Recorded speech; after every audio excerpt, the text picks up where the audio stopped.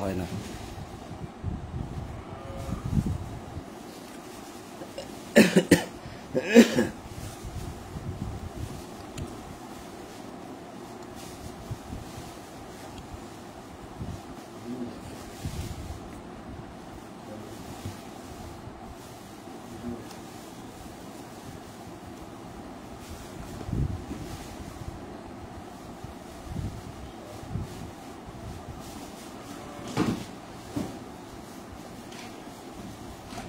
যাওগা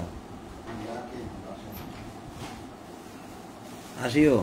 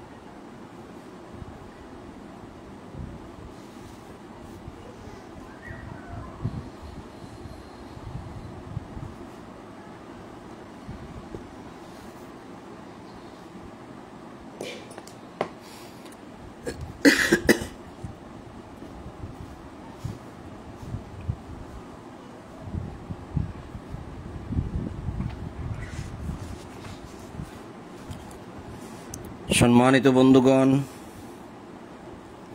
আপনাদের সকলের প্রতি শান্তি। শুরু করছি সন্ধ্যার কোরআন পাঠ।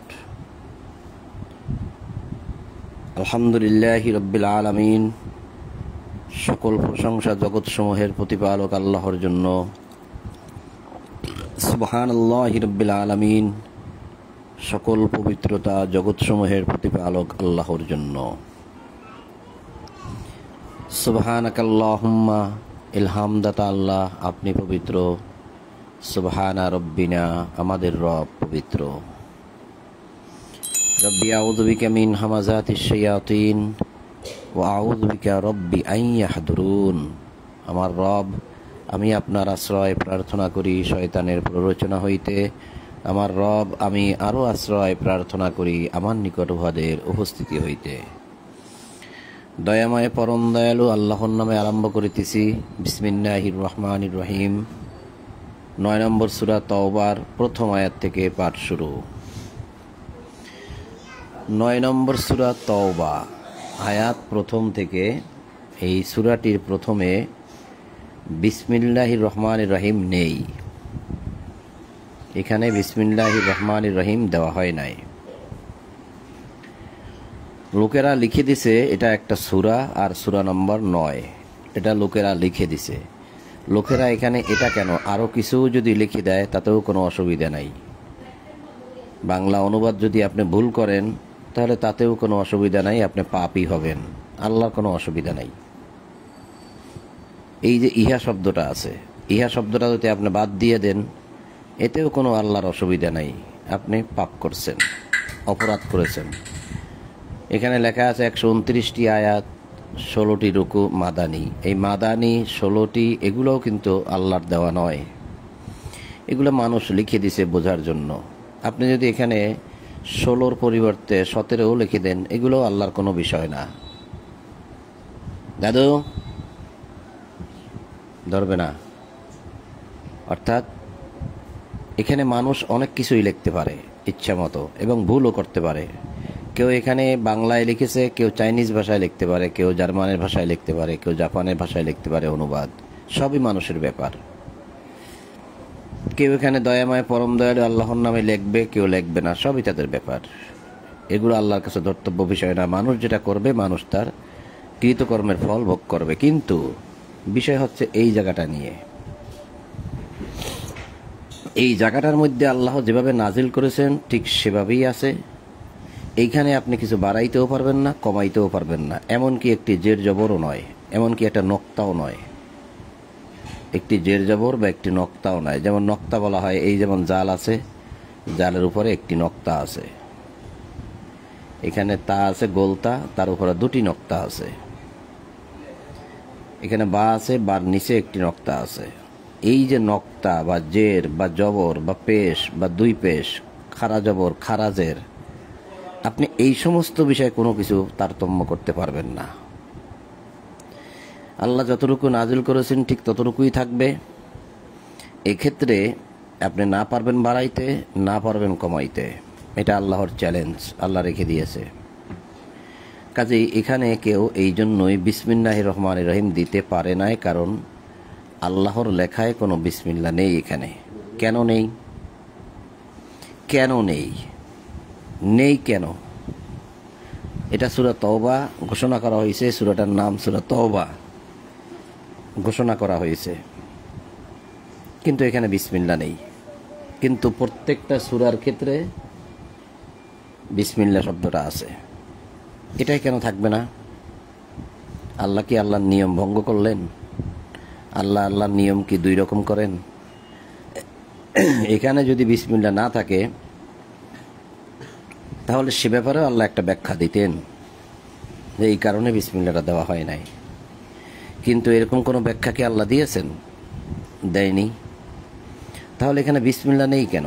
আমরা দেখতে পাই প্রতিটি সূরার শুরুতে বিসমিল্লাহির রহমানির রহিম দেওয়া আছে, শুধুমাত্র এখানে নেই কেন? এই কারণে নেই যে এটা সূরা আনফাল। এখানে লিখে দেওয়া হয়েছে সূরা তওবা, কিন্তু আসলে এটা সূরা আনফাল।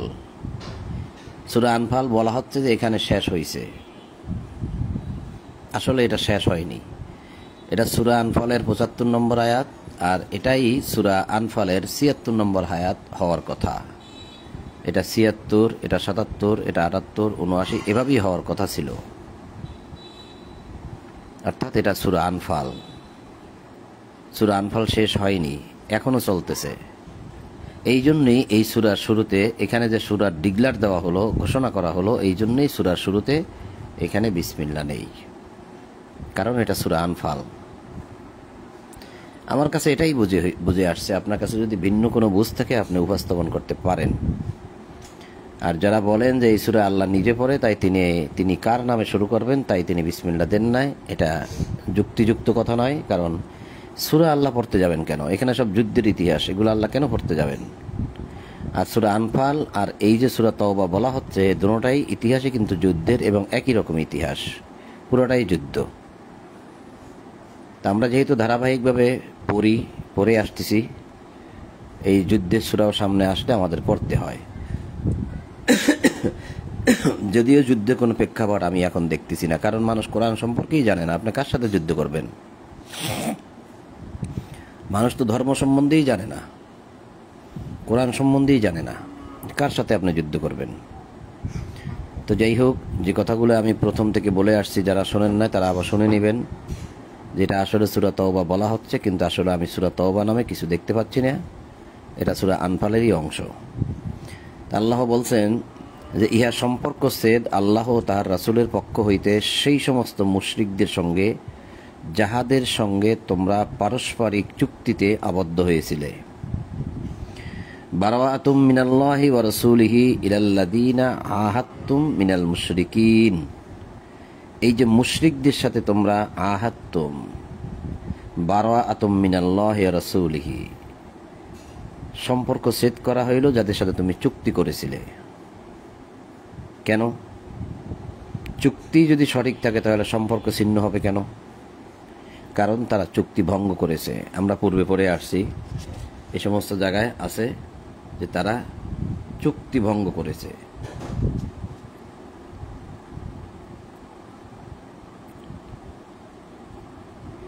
চুক্তি ভঙ্গের বিষয়গুলো আমরা এখানে পড়ে আসছি। এই একটা চুক্তি, আরও এখানে আছে।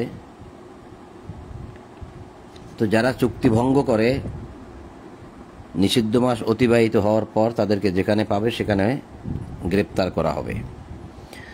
আপনি চুক্তি করলেন যে ভাই আমরা এই 4 মাস ইবাদত বন্দি করব, এই 4 মাসের মধ্যে আমরা কোনো যুদ্ধ করব না, তুমি তোমার অস্ত্র নামিয়ে রাখো, আমি আমার অস্ত্র নামিয়ে রাখলাম। তা আমরা যখন সবাই অস্ত্র নামিয়ে রাখলাম, আপনি সেই সুযোগে কাজে লাগাইয়া যে দেখলেন যে এদের হাতে তো অস্ত্র নাই, আপনি একেবারে ঝাঁপাইয়া পড়লেন, ক্ষতি করলেন, হত্যা করলেন, গোলাগুলি করলেন, কাটাকাটি করলেন, মানুষকে হত্যা করলেন, ঘরবাড়ি থেকে উচ্ছেদ করলেন, এই সুযোগটা কাজে লাগাইলেন। তো এরকম যদি হয় তাহলে এই নিষিদ্ধ মাস অতিবাহিত হওয়ার পর কি আপনি চুপ করে বসে থাকবেন, নাকি তাদেরকে যেখানে পান সেখানেই ধরবেন? বিষয়টা সেরকম। তা আল্লাহ বললেন যে মুশরিকদের সাথে সম্পূর্ণ সম্পর্ক ছিন্ন করা হলো, যারা পারস্পরিক চুক্তিতে আবদ্ধ হয়েছিল। অথবা তোমরা দেশে 4 মাস কাল ভ্রমণ করো। এই যে 4টি মাস আমি বারবার বলি, 4টি মাস শুকনার মৌসুমে, রমজান থেকে শুরু করে, রমজান হচ্ছে বছরের শেষ গরম। রমজান বলা হয় বছরের শেষ গরমকে, যে গরমটা শুরু হয় মার্চ মাস থেকে তো সেখান থেকে শুরু হলে পরে যে গরমটা শেষ হয়ে যায় একদম, তারপরে হালকা ঠান্ডার দিকে চলে যায়, শেষ গরমকে বলা হয় রমজান। সেই রমজান থেকে শুরু করে 4টি মাস শুকনার মৌসুম। সেই 4টি মাস আল্লাহ বলছেন যে তোমরা দেশে দেশে ভ্রমণ করো ইচ্ছা মতো, কারণ তোমরা চুক্তি ভঙ্গ করতেছ।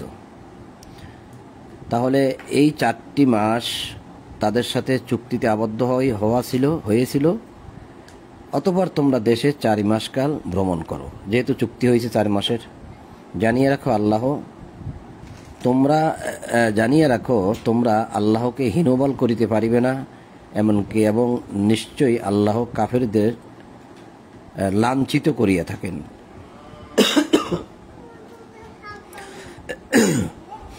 কাফেরদেরকে আল্লাহ লাঞ্ছিত করিয়া থাকেন। মহান হজের দিবসে, আসলো হজ ইয়াউমাল হাজ্জি, ওয়াযানুম মিনাল্লাহি ওয়া রাসূলিহি ইলান নাসি ইয়াউমাল হাজ্জি ইলাল আকবারি আন্নাল্লাহ বারিউম মিনাল মুশরিকিন। আবার আসছে বারি, এখানে আসছে বারাআ, এখানে আসছে হজ। তাহলে এই যে 4টি মাস,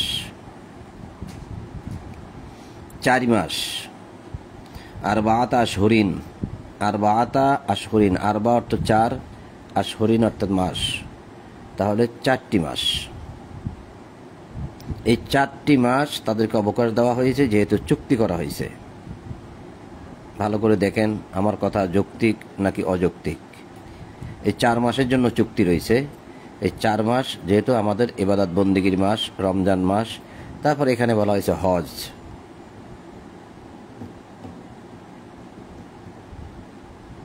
এই যে হজ, মহান হজের দিবসে আল্লাহ তার রাসূলের পক্ষ হইতে মানুষের প্রতি ইহা এক ঘোষণা ও আজান ঘোষণা যে নিশ্চয়ই মুশরিকদের সম্পর্কে আল্লাহ দায়মুক্ত এবং তাহার রাসূলও।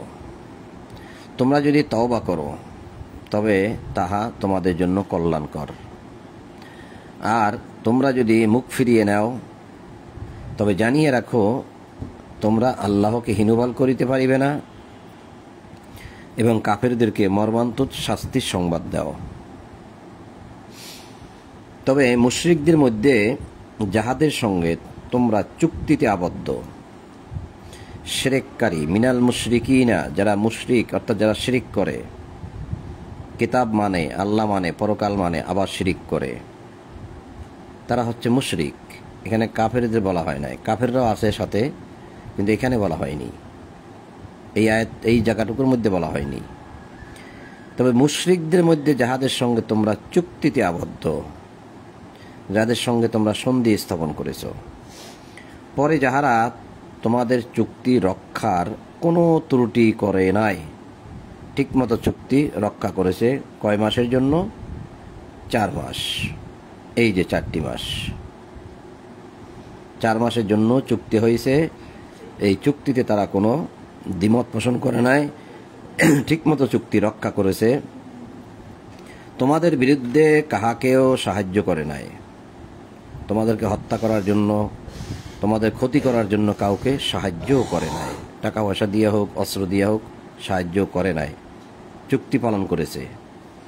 তাহাদের সঙ্গে নির্দিষ্ট মেয়াদ পর্যন্ত চুক্তি পূর্ণ করিবে, তাহাদের সঙ্গে নির্দিষ্ট মেয়াদ পর্যন্ত চুক্তি পূর্ণ করিবে, অর্থাৎ ওই 4 মাস। এই যে 4 মাস কাল, এই 4 মাস ঠিকমতো চুক্তি পূর্ণ করবে। নিশ্চয়ই আল্লাহ মুত্তাকিদেরকে পছন্দ করেন। ইন্নাল্লাহা ইউহিব্বুল মুত্তাকিন।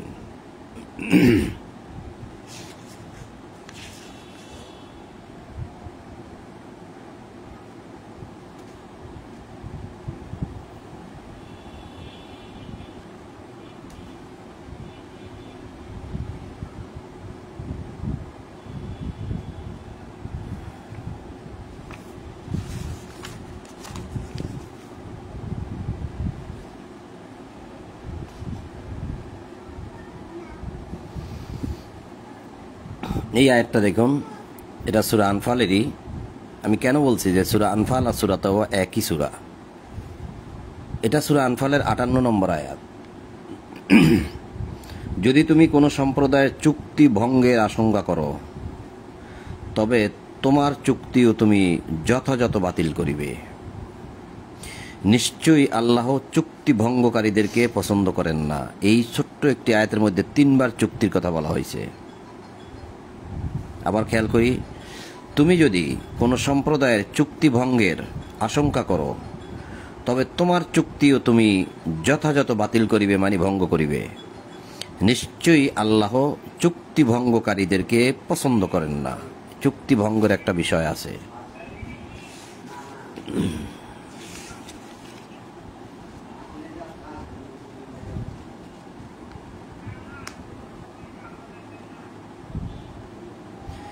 এই আয়াতটা আমি আরো একবার দেখেছিলাম, তবে আপনাদেরকে বলিনি। এটা সূরা আনফালের 72 নম্বর আয়াত। এই আয়াতের মধ্যেও চুক্তি সম্পর্কে কথা বলা হয়েছে। তাহলে এটা সূরা আনফাল আর সূরা তাওবায় চুক্তি এই পাশাপাশি, কিন্তু কারণ এই 72-এর পরে 75-এ শেষ, এরপরেই সূরা তাওবা। এই যে সূরা তাওবা, তার মানে এটা একই প্রেক্ষাপট, একই সূরা। 72 নম্বর আয়াতে বলছে, যাহারা ঈমান আনিয়াছে, হিজরত করিয়াছে, নিজেদের জীবন ও সম্পদ দ্বারা আল্লাহর পথে জিহাদ করিয়াছে, আর যাহা করিয়াছে। এই সময় ধরা যাবে না, ফোন আসছিল, ফোনটা কেটে দিছি। উনি জানে যে এই সময় আমি কোরআন পড়ি, তো ফোন করবে কেন? তাহলে কতটুকু পড়লাম? আর যাহারা ঈমান আনিয়া, ওনার ফোন এই সময় ধরি না, সেটা উনি জানে। বারবার একটা কল আসতেছিল, যার জন্য আমাদের এই প্রোগ্রামটা বন্ধ হয়ে যাচ্ছিল। আর কলটা রিসিভ করলে এটা আউট হয়ে যাবে আমাদের প্রোগ্রাম।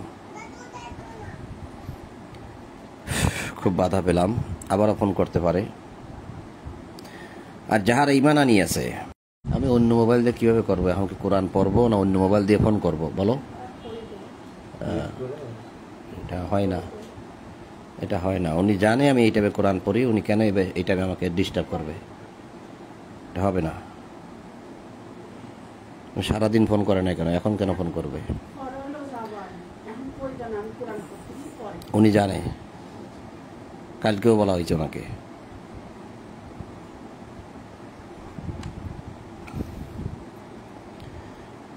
আর দিন সম্বন্ধে যাহারা ঈমান আনিয়াছে কিন্তু হিজরত করে নাই, হিজরত না করা পর্যন্ত তাহাদের অভিভাবকত্বের দায়িত্ব তোমাদের নাই। আর দিন সম্বন্ধে যদি তাহারা তোমাদের সাহায্য প্রার্থনা করে, তবে তাহাদেরকে সাহায্য করা তোমাদের কর্তব্য। দিন সম্বন্ধে, আল্লাহর বিধান সম্বন্ধে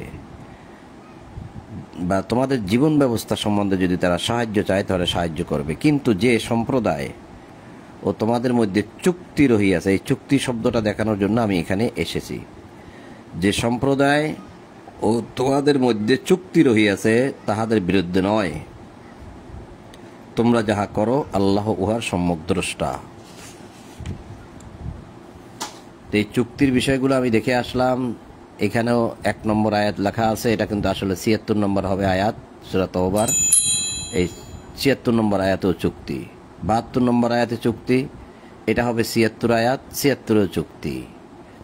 3 এখানেও চুক্তি, 4 এখানেও চুক্তি। তো 4-এ বলছে, তবে মুশরিকদের মধ্যে যাহাদের সঙ্গে তোমরা চুক্তিতে আবদ্ধ, পরে যাহারা তোমাদের চুক্তি রক্ষায় কোনো ত্রুটি করে নাই এবং তোমাদের বিরুদ্ধে কাহাকেও সাহায্যও করে নাই, তাহাদের সঙ্গে নির্দিষ্ট মেয়াদ পর্যন্ত তোমরা চুক্তি পূর্ণ করিবে। নিশ্চয়ই আল্লাহ মুত্তাকিদেরকে পছন্দ করেন। আর এর আগে আমরা পড়ে আসছি চুক্তি ভঙ্গ করার বিষয়গুলো। তো যারা চুক্তি ভঙ্গ করেছে এবং যারা আমাদের সাথে, মুমিনদের সাথে যুদ্ধ করে, অতঃপর নিষিদ্ধ মাস সমূহ অতিবাহিত হইলে মুশরিকদেরকে যেখানে পাইবে হত্যা করিবে, কারণ তারাও হত্যা করে, যুদ্ধ করে। তাহাদেরকে বন্দী করিবে, কারণ তারাও করে। অবরোধ করিবে, তারাও করে। প্রত্যেক ঘাটিতে তাহাদের জন্য ওত পাতিয়া থাকিবে, কারণ তারাও করে। কিন্তু যদি তাহারা তওবা করে, যে তারা এটা করবে না, কোনো কিছুই তোমাদের ক্ষতি করবে না, যদি তারা তওবা করে আর সালাত কায়েম করে, অর্থাৎ আল্লাহ যাবতীয় আইন বিধান মেনে চলে। কারণ এই যে এরা তো মুশরিক, এরা কাফের না। কাফেররা এরকমভাবে যুদ্ধ করেও না বেশিরভাগ। মুশরিক অর্থাৎ শিরিককারী। শিরিককারী কাদেরকে বলা হয়? যারা আল্লাহকে মানে, কিতাব মানে, পরকাল মানে, কিন্তু শিরিক করে, এরা হচ্ছে মুশরিক। তা এই মুশরিকরাই কিন্তু আবার দেখেন সালাত কায়েম করে। কিন্তু যদি তাহারা তওবা করে আর সালাত কায়েম করে, জাকাত দেয়, আসছে জাকাতও, তবে তাহাদের পথ ছাড়িয়ে দিবে। তাহলে তাদের সাথে যুদ্ধ করার কোনো প্রয়োজন নাই, তাদেরকে গ্রেপ্তার করার কোনো প্রয়োজন নাই। কারণ তারা তো মুশরিক, তারা কাফের না। এই জায়গাটা আপনাকে বিভ্রান্ত করবে। বহু মানুষ আপনাকে বিভ্রান্ত করবে যে দেখেন, তারা বলবে যে দেখেন কাফেরদেরকে যেখানে পাও সেখানে হত্যা করো। এই কথা তারা মুখ দিয়ে বলে। আমি শুনেছি তাদের ভিডিওগুলো ইউটিউবে আছে, যে কাফেরদেরকে তারা বলে এরকম, যে এখানে বলা হয়েছে অতঃপর নিষিদ্ধ মাস অতিবাহিত হইলে মুশরিকদেরকে যেখানে পাইবে হত্যা করিবে। কারণ তাদের সাথে চুক্তি ছিল, চুক্তি ভঙ্গ করে তারাও তোমাদের উপর ক্ষতি করেছে, তোমাদের উপর ঝাঁপিয়ে পড়েছে। পিছনে আমরা কিন্তু পড়ে আসছি বিষয়গুলো। তাহলে এখন নিষিদ্ধ মাস যখন অতিবাহিত হয়ে যাবে, তাহলে তার বসে থাকা যায় না। এরা কিন্তু কাফের না, এরা মুশরিক। কাফেরদেরকে হত্যা করার কথা তো এখানে আল্লাহ বলে নাই। কিন্তু অনেক লোকেরা বলে যে এটা কোন ধরনের আয়াত, ওই আয়াতগুলো হয়েছে সন্ত্রাসী আয়াত, এরকম বলে। কি মুসলিমদের কাজই হয়েছে শুধু হত্যা করা আর এই যুদ্ধ করা, এই কথাগুলো বলে। যে মুসলিমদের জ্বালায় কাফেররা বসবাস করতে পারবে না, কাফেরদেরকে যেখানে পাবে, এই যে যেখানে পাইবে হত্যা করিবে। এটা কোনো কথা হইল? তারা এরকম ভাবে বলে যে কাফেরদেরকে যেখানে পাবে সেখানে হত্যা করবে। এটা কোনো কথা হইল? কাফেররা কি বসবাস করবে না পৃথিবীতে? এইভাবে মানুষের নিকটে আয়াতটা উপস্থাপন করে আমি শুনেছি অনেকবার। আসলে বিষয়টা তা নয়। চুক্তি ছিল, চুক্তির মধ্যে যুদ্ধ করা যাবে না। চুক্তি ভঙ্গি করে যারা ক্ষতি করেছে, তারপর তখন এই নিষিদ্ধ মাস, সে 4টি মাস, যে 4টি মাস আপনাদেরকে আমি দেখাইছি, আবারও দেখাই, এই যে 4 মাস, এই 4 মাস যখন অতিবাহিত হয়ে যাবে, যারা এই চুক্তি ভঙ্গ করে যুদ্ধ করেছে তাদেরকে যেখানে পাইবে সেখানে হত্যা করবে। তাও কিন্তু মুশরিক, কাফের নয়। তাদেরকে বন্দী করিবে, অবরোধ করিবে, প্রত্যেক ঘাটিতে উৎপাতিয়া থাকিবে তাহাদের জন্য। কিন্তু যদি তাহারা তওবা করে, তওবা তো যারা ঈমান এনেছে তারাই করে, কাফেররা তো তওবা করে না। সালাত কায়েম করে, তাহলে কাফেররা তো সালাত কায়েম করে না। জাকাত দেয়, কাফেররা তো জাকাত দেয় না। তাদের বিষয় এটা না, এটা হচ্ছে মুশরিক। যদি তাহারা সালাত কায়েম করে, জাকাত দেয়, তবে তাহাদের পথ ছাড়িয়ে দেবে। কোনো কিছুই করবে না, না অবরোধ করবে, না হত্যা করবে, নাকি উৎপাতিয়ে থাকবে, কোনোটাই নয়। নিশ্চয়ই আল্লাহ অতিশয় ক্ষমাশীল, পরম দয়ালু। মুশরিকদের মধ্যে কেহ তোমার কাছে আশ্রয় প্রার্থনা করিলে, এখন আসছে আশ্রয়ের বিষয়, কারণ সে আত্মসমর্পণকারী হচ্ছে, ঈমান আনার জন্য না, কিছুক্ষণের জন্য সাহায্য চাচ্ছে, বিপদে পড়েছে। মুশরিকদের মধ্যে কেহ তোমার কাছে আশ্রয় প্রার্থনা করিলে তুমি তাহাকে আশ্রয় দিবে, যাহাতে সে আল্লাহর বাণী শুনতে পায়। অতঃপর তাহাকে তাহার নিরাপদ স্থানে পৌঁছাইয়া দিবে, কারণ তাহারা অজ্ঞ লোক, তাদের জ্ঞান নাই। লা ইয়ালামুন। নিকট আল্লাহ তাহার রাসূলের নিকট মুশরিকদের চুক্তি কি করিয়া বলবৎ থাকিবে? তবে যাহাদের সঙ্গে মসজিদুল হারামের সন্নিকটে তোমরা পারস্পরিক চুক্তিতে আবদ্ধ হয়েছিলে, কোথায়? মসজিদুল হারামের সন্নিকটে। মসজিদুল হারামে কিন্তু উঠতে দেবে না, বাধা সৃষ্টি করে রেখেছে, সেখানেই যুদ্ধ। এখন কিন্তু মসজিদুল হারামে যুদ্ধ নেই, এখন সারা পৃথিবীর সমস্ত মানুষ সেখানে যায়। আসল মসজিদুল হারাম কোথায় আছে সেটা যদি আপনি খোঁজ করে বের করতে পারেন, দেখবেন সেখানে আপনি যেতেও পারবেন না, বাধার পর বাধা এখনো আছে। শুধু এতটুকুই বললাম। তো মসজিদুল হারামের সন্নিকটে তোমরা পারস্পরিক চুক্তিতে আবদ্ধ হয়েছিলে, যাবৎ তাহারা তোমাদের চুক্তিতে স্থির থাকিবে, তোমরাও তাহাদের চুক্তিতে স্থির থাকিবে। নিশ্চয়ই আল্লাহ মুত্তাকিদেরকে পছন্দ করেন। কেমন করিয়া থাকিবে? তাহারা যদি তোমাদের উপর জয়ী হয় তবে তাহারা তোমাদের আত্মীয়তার ও অঙ্গীকারের কোনো মর্যাদা দিবে না। আত্মীয় হলেও আত্মীয়তার বন্ধন রাখবে না, আর বন্ধুবান্ধব বা অন্য কেউ হলেও তার অঙ্গীকারের কোনো মর্যাদা তারা রাখবে না। তাহারা মুখে তোমাদেরকে সন্তুষ্ট রাখে, কিন্তু তাহাদের হৃদয় উহা অস্বীকার করে। তাহাদের অধিকাংশই সত্যত্যাগী, ফাসিক, পাপী।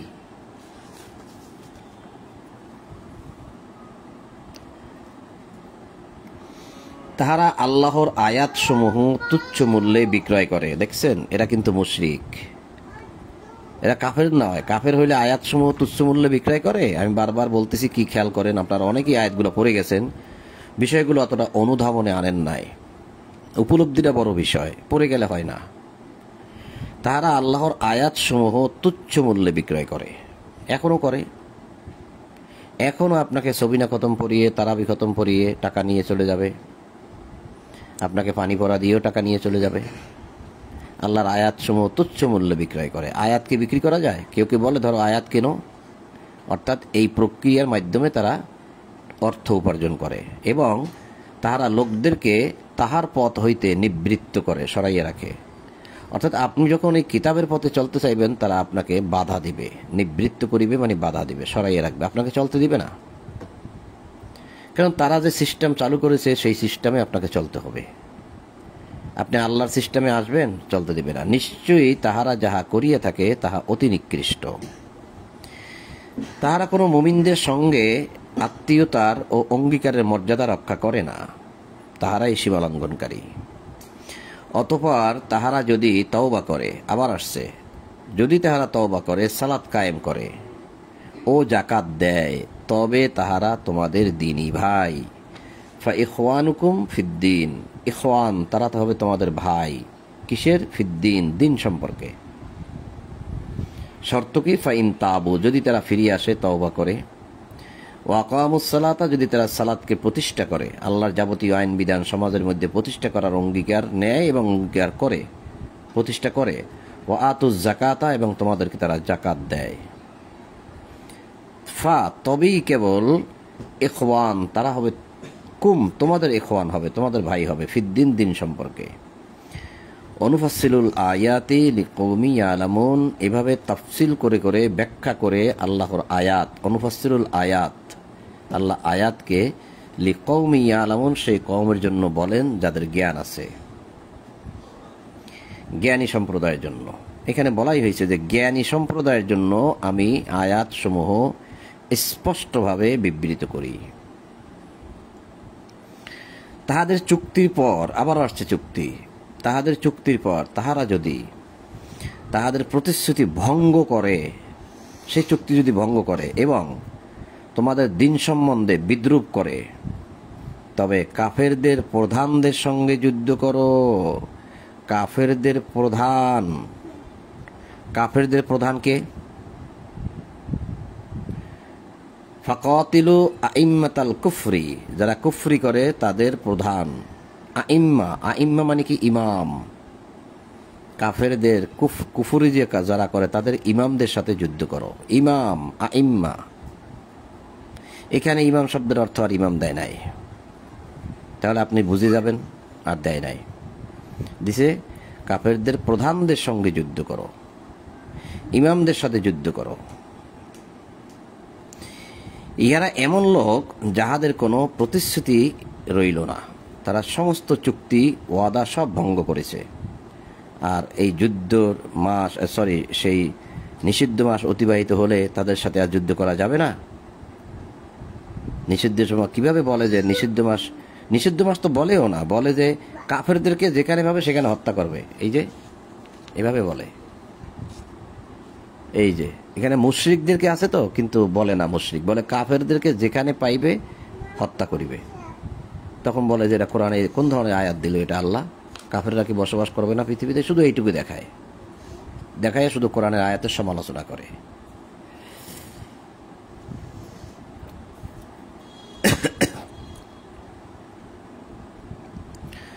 তাহলে কাফেরদের প্রধানদের সঙ্গে মানে ইমামদের সঙ্গে, আইম্মাতাল কুফরি, ইমামদের সঙ্গে, কাফেরদের ইমামদের সঙ্গে যুদ্ধ করিবে। ইহারা এমন লোক যাহাদের কোনো প্রতিশ্রুতি রইল না, যেন তাহারা নিবৃত্ত হয়।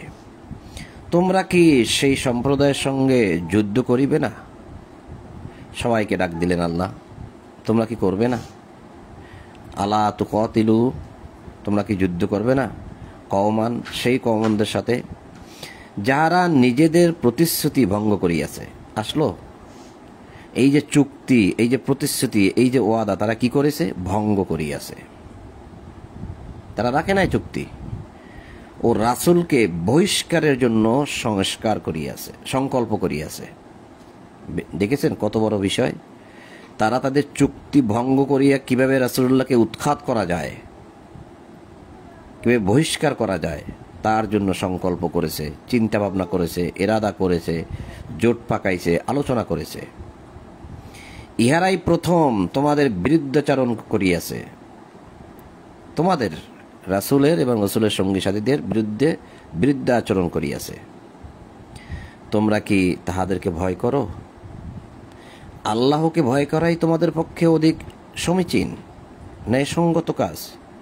তাহলে কেন তোমরা সেই সম্প্রদায়ের সঙ্গে যুদ্ধ করবে না যারা তোমাদেরকে বহিষ্কার করে, চুক্তি ভঙ্গ করে, ওয়াদা প্রতিশ্রুতি ভঙ্গ করে? যদি তোমরা মুমিন হও তাহলে আল্লাহকেই ভয় করা উচিত। তোমরা তাহাদের সঙ্গে যুদ্ধ করিবে, তোমাদের হাতে আল্লাহ উহাদেরকে শাস্তি দিবেন। আল্লাহ নিজে শাস্তি দিতে পারেন, কিন্তু আল্লাহ চাচ্ছেন তোমাদের হাতে তাদেরকে শাস্তি দিতে। উহাদেরকে লাঞ্ছিত করিবেন, উহাদের উপর তোমাদেরকে বিজয় করিবেন, মুমিনদের চিত্ত প্রশান্ত করিবেন। কি সংবাদ দিলেন আল্লাহ! কিন্তু মানুষ তো এই সমস্ত কথা শুনতেই চায় না। এবং তিনি উহাদের অন্তরের ক্ষোভ দূর করিবেন। যত রকম দুশ্চিন্তা, হিংসা, বিদ্বেষ আছে, আল্লাহ সবগুলো দূর করে দেবেন মুমিনদের অন্তর থেকে। আল্লাহ যাহাকে ইচ্ছা তাহার প্রতি ক্ষমাপরায়ণ হন। আল্লাহ সর্বজ্ঞ। তোমরা কি মনে করো যে তোমাদেরকে এমনি এমনি ছাড়িয়ে দেওয়া হইবে? যখন পর্যন্ত আল্লাহ না প্রকাশ করেন তোমাদের মধ্যে কাহারা মুজাহিদ এবং কাহারা আল্লাহওয়ালা, আল্লাহ তার রাসূলের মুমিনগণ ব্যতীত অন্য কাহাকেও অন্তরঙ্গ বন্ধুরূপে গ্রহণ করে না, এটা যতক্ষণ পর্যন্ত প্রমাণ না হবে ততক্ষণ পর্যন্ত তোমরা মনে করেছো যে তোমাদেরকে এমনি এমনি ছেড়ে দেওয়া হবে। আবার পড়ি আমরা যে তোমরা কি মনে করো যে তোমাদেরকে আল্লাহ এমনি এমনি ছাড়িয়ে দিবেন? যখন পর্যন্ত আল্লাহ প্রকাশ করেন যে তোমাদের মধ্যে কাহারা মুজাহিদ, কারা জিহাদ করিয়াছে, এই একটা, আর তোমাদের মধ্যে কাহারা এবং কাহারা আল্লাহ তার রাসূল ও মুমিনগণ ব্যতীত এদেরকে ছাড়া অন্য কাহাকেও অন্তরঙ্গ বন্ধুরূপে গ্রহণ করেছে, এটা যতক্ষণ পর্যন্ত প্রকাশ না হবে ততক্ষণ পর্যন্ত কি তোমরা মনে করো যে তোমাদেরকে এমনি এমনি ছেড়ে দেওয়া হবে? তোমরা যাহা করো সে সম্বন্ধে আল্লাহ সবিশেষ অবহিত। মুশরিকরা যখন নিজেরাই নিজেদের কুফরি স্বীকার করে, এরাই কিন্তু কুফরি করে, অস্বীকার করে, যেহেতু নিজেরাই নিজেদের অপরাধ স্বীকার করে, তখন তাহারা আল্লাহর মসজিদের রক্ষণাবেক্ষণ করিবে এমনটা তো হইতে পারে না। তো এখন কি আল্লাহর মসজিদে যারা রক্ষণাবেক্ষণ করেন তারা কি ইমানদার, তারা কি মুমিন, তারা কি মুসলিম নাকি মুশরিক? কারণ মুশরিক তো সেই হয় যে আল্লাহর আইনের সাথে শিরিক করে, আল্লাহর বিধানের সাথে অন্য বিধান মানে, আল্লাহর আইন দিয়ে, আল্লাহর বিধান দিয়ে ইবাদত করে, আবার মানুষের তৈরি করা বিধান দিয়েও ইবাদত করে, সেই তো মুশরিক হয়। অর্থাৎ আল্লাহর বিধানের সাথে আরো অন্য বিধান শরীক করে, সংযুক্ত করে, সেই তো মুশরিক। তো এখন যারা আছেন তারা কি হুবহুব আল্লাহর এই কিতাবের আইন মেনেই চলেন, নাকি মানুষের তৈরি করা নিয়ম নীতি বিধিবিধানের উপরেও তারা আছেন? যদি তাই হয় তাহলে তারা কেন আল্লাহর মসজিদের রক্ষণাবেক্ষণ করবে? কেন করবে? তারা যে যতটুকুই ইবাদত করে, কারণ তারা তো মুশরিক, শিরিক করে, আল্লাহকে মানে, তারা তো তাদের কিছু আমল তো আছে, সওয়াব তো আছে। কি হবে এটা? উহারা এমন যাদের সমস্ত কর্ম মানে আমল ব্যর্থ হইয়াছে। হাবিতাত আমালুহুম, আমল, এই জন্য আমল বলা হয়েছে। হুম তাদের, তাহলে আমল, হুম তাদের আমল, তাদের কর্ম সব ব্যর্থ হয়েছে, নষ্ট হয়ে গেছে। এবং উহারা দুজকেই স্থায়ীভাবে অবস্থান করিবে, অফিন্নারি, আগুনের মধ্যে, হুম ফিয়া খালিদুন, তারা সেখানে চিরস্থায়ী হবে। আবার পড়ি আয়াতখানা। মুশরিকরা যখন নিজেরাই নিজেদের কুফরি স্বীকার করে, তা আপনি এখন জিজ্ঞাসা করেন যে ভাই, এই যে আপনি মসজিদের রক্ষণাবেক্ষণ করেন, আপনি কি শুধু ওই আল্লাহর কিতাবই মানেন, নাকি মানুষের তৈরি করা কিছু কিছু নিয়ম নীতি বিধিবিধান এগুলোও মানেন? সবই তো মানতে হয়। আল্লাহর কিতাবে তো আর সব পাওয়া যাবে না, আরও আছে, অনেক কিছু আছে, এগুলো সবই মানতে হয়। তার মানে সে সংযুক্তকারী, শিরিককারী, সে মুশরিক। তো স্বীকার করে যে হ্যাঁ সবই মানি আমরা, শুধু কোরআন মানলে তো আর চলবে না, কোরআনে তো সব কিছু নাই, কোরআনে কিছু পাই না, তাই আমরা সব মানি। স্বীকার করে নিজেদের অপরাধ নিজেরা স্বীকার করে। তা স্বীকারই যখন করে, তখন তারা মসজিদের, আল্লাহর মসজিদের রক্ষণাবেক্ষণ করিবে, এমনটা তো হইতে পারে না। ওরা এমন যাহাদের সমস্ত কর্ম, সমস্ত আমল ব্যর্থ হইয়াছে, এবং উহারা অগ্নিতে স্থায়ীভাবে অবস্থান করিবে। তাহারাই তো আল্লাহর মসজিদের রক্ষণাবেক্ষণ করিবে, যাহারা ঈমান আনে আল্লাহ ও আখিরাতে, এবং সালাত কায়েম করে, যাকাত দেয়, এবং আল্লাহ ব্যতীত অন্য কাহাকেও ভয় করে না। তারাই তো আল্লাহর মসজিদের রক্ষণাবেক্ষণ করবেন।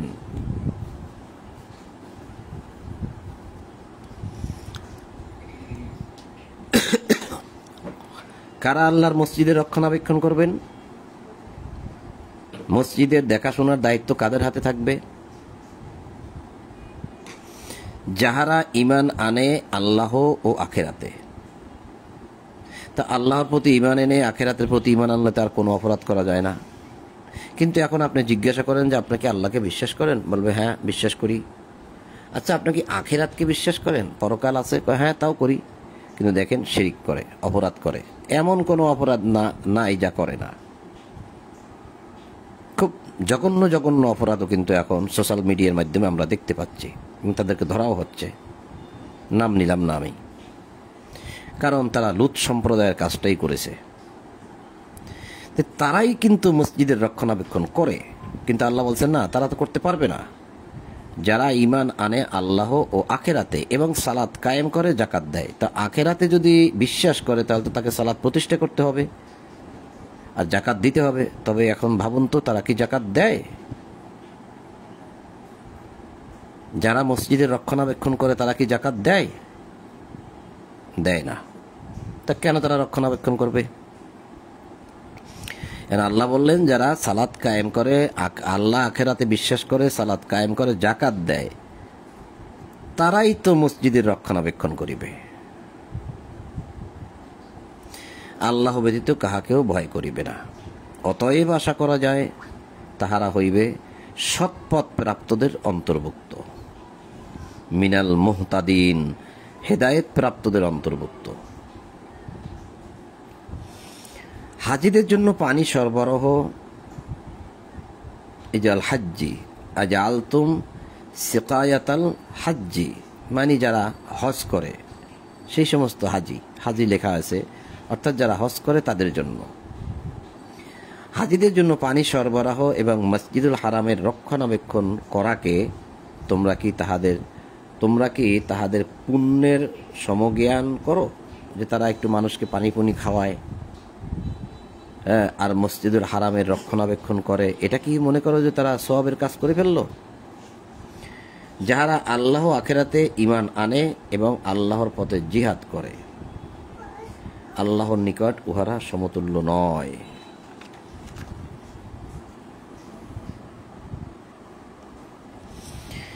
আল্লাহ জালিম সম্প্রদায়কে সৎপথে পরিচালিত করেন না। আল্লাহু লা ইয়াহদিল কওম আয-জালিমিন। হেদায়েত দেন না, লা ইয়াহদি মানে হেদায়েত দেন না। যারা ঈমান আনে, হিজরত করে এবং নিজেদের সম্পদ ও নিজেদের জীবন দ্বারা আল্লাহর পথে জিহাদ করে, তাহারা আল্লাহর নিকট মর্যাদায় শ্রেষ্ঠ, আর তাহারাই সফল কাম। কি হলো? ঈমান আনে, হিজরত করে, অর্থাৎ মানুষের অত্যাচারে থাকতে পারে না, কারণ কিতাব মানে, কোরআন মানে, আল্লাহ মানে, পরকাল মানে, কোরআনের বাইরে চলে না, তাই তাদেরকে মানুষ অত্যাচার করে, এক ঘরে করে রাখে। তাহলে কি করতে হবে? হিজরত করতে হবে। এটাই বলছে যাহারা ঈমান আনে হিজরত করে। হিজরত কিভাবে করবে? বসত ভিটা ছেড়ে অন্য জায়গায় চলে যেতে হবে, অর্থাৎ বসতি বিসর্জন দিতে হবে, স্থানান্তরিত হইতে হবে। তো যারা এটা স্থানান্তরিত হয়, বসতি বিসর্জন দেয় এবং নিজেদের সম্পদ ও জীবন দ্বারা আল্লাহর পথে জিহাদ করে। জীবন দ্বারা অর্থাৎ আপনি জিহাদ করতে গেলে মরেও যেতে পারেন। তাহারা আল্লাহর নিকট মর্যাদায় শ্রেষ্ঠ, অর্থাৎ আপনার জীবনে যত পাপ ছিল সমস্ত পাপ আল্লাহ বাতিল করে দিবেন, একদম সব।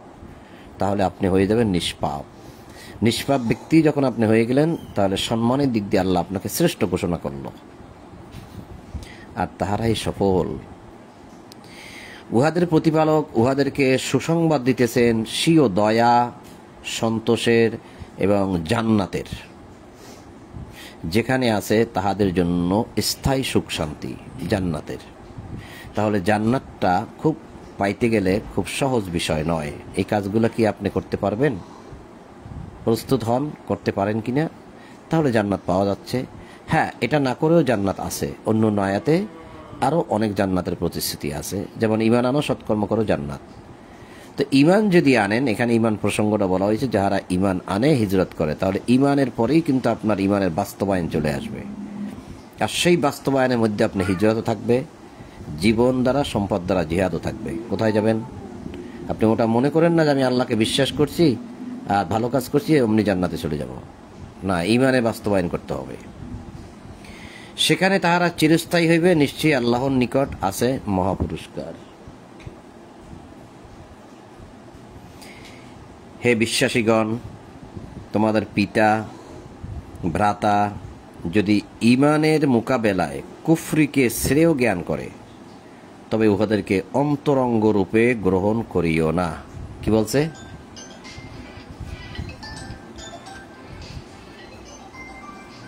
এই আয়াতটা ওনার শোনা দরকার ছিল, আর উনি এখন নাই। তোমাদের পিতা ভাই যদি ঈমানের মোকাবেলায় কুফরিকে শ্রেয় জ্ঞান করে, ঈমানের বাস্তবায়ন না করে বরং যত রকম অস্বীকারের পথ আছে এগুলাই বেছে নেয়, এগুলাই করে, তবে তাদেরকে অন্তরঙ্গ বন্ধুরূপে গ্রহণ করো না। তার মানে তাদেরকে অন্তর দিয়ে ভালোবাসিও না। আউট। আল্লাহর এই আদেশকে অমান্য করে যদি আমরা, এই যারা এই অস্বীকারী আছে, অগ্রাহ্যকারী আছে, তুচ্ছ তাচ্ছিল্য করে, কিতাব শোনে না, পড়ে না, আসে না, বোঝে না, তাদেরকে যদি অন্তর দিয়ে ভালোবাসি, যে সে আমার সন্তান, সে আমার পিতা, সে আমার মা, সে আমার ভাই, এই অন্তরঙ্গ বন্ধুত্ব যদি তাদের সাথে বজায় রাখি, তাহলে আল্লাহর এই আদেশকে আমি মানলাম না। তোমাদের মধ্যে যাহারা উহাদেরকে অন্তরঙ্গ বন্ধুরূপে গ্রহণ করবে, তারা জালিম।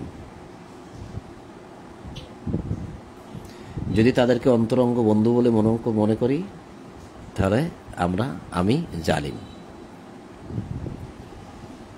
বলো, তোমাদের নিকট যদি আল্লাহ, তার রাসূল এবং আল্লাহর পথে জিহাদ করা অপেক্ষা, আল্লাহর পথে জিহাদ করার চেয়ে যদি তোমাদের কাছে অধিক প্রিয় হয় তোমাদের পিতা, তোমাদের সন্তান, তোমাদের ভাই, তোমাদের স্ত্রী, তোমাদের জ্ঞাতি গোষ্ঠী, স্বগোষ্ঠী, তোমাদের অর্জিত সম্পদ, এটাও যদি প্রিয় মনে হয়, তোমাদের ব্যবসা বাণিজ্য যদি প্রিয় মনে হয়, যাহার মন্দা পড়ার আশঙ্কা করো তোমরা, এবং তোমাদের বাসস্থান, ঘরবাড়িও যদি প্রিয় মনে হয়, যাহা তোমরা ভালোবাসো, তবে অপেক্ষা করো আল্লাহর নির্দেশ আসা পর্যন্ত, শাস্তি আসা পর্যন্ত। আল্লাহ সত্যত্যাগী সম্প্রদায়কে সৎপথে প্রদর্শন করেন না। এই সত্যের পথে যারা আসবে না তাকে আল্লাহ হেদায়েত দেবেন না। তা আল্লাহ এবং আল্লাহর রাসূল এবং আল্লাহর পথে জিহাদ করার চেয়ে যদি এগুলোই প্রিয় মনে হয়, তাহলে অপেক্ষা করে থাকতে বলছে আল্লাহ। কেন আমি বলি এতগুলো কথা তোমাদেরকে মাঝে মধ্যে? কথাগুলো আমি কিতাবে পেয়েছি তাই তো বলি, তা মনে রাখা উচিত। তো সম্মানিত বন্ধুগণ, সূরা তাওবার 28 নম্বর আয়াত পর্যন্ত আমরা পড়লাম। যেহেতু এখন তওবা লেখা আছে তাই তওবা পড়তে হচ্ছে, তওবা বলতে হচ্ছে। হ্যাঁ, কারণ এটা কিন্তু সূরা তাওবা না। আমি কিন্তু শুরুতে আজকে অনেক ব্যাখ্যা বিশ্লেষণ এটা দিয়েছি যে এটা কিন্তু আসলে সূরা তাওবা না, এটা সূরা আনফালের অংশ। তো এখন লেখা আছে তাই বোঝানোর জন্য বলতে হয় যে সূরা তাওবার 24 নম্বর আয়াত পর্যন্ত পাঠ করলাম। ইনশাআল্লাহ পরবর্তীতে 25 নম্বর আয়াত পর্যন্ত পাঠ করবো। ইনশাআল্লাহ 25 নম্বর আয়াত থেকে পাঠ করব ইনশাআল্লাহ। তবে আপনাদের সকলের প্রতি শান্তি এবং সকল প্রশংসা জগৎসমূহের প্রতিপালক আল্লাহর জন্য। এই বলেই আজ ঈশার কোরআন পাঠ এখানেই সমাপ্ত করলাম।